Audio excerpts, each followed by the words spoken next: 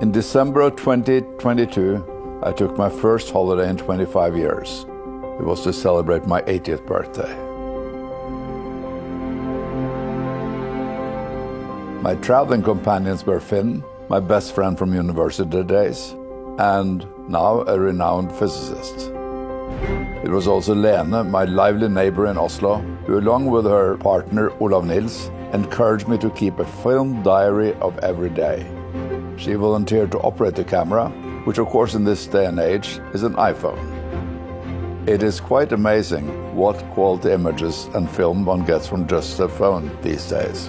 Bye. Bye-bye. We thought you might enjoy joining us to get a glimpse into this remarkable journey, virtually, where we share some of our experiences enjoying the majestic landscape of the White Continent. And of course, the abundance of the remarkable wildlife.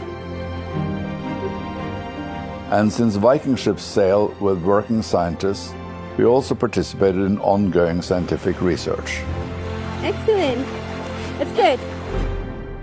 This is a voyage I wish everyone could take at least once in their life. Antarctica is a spectacular destination, one actually quite difficult to describe with words alone. This trip was truly one of the greatest experiences of my life.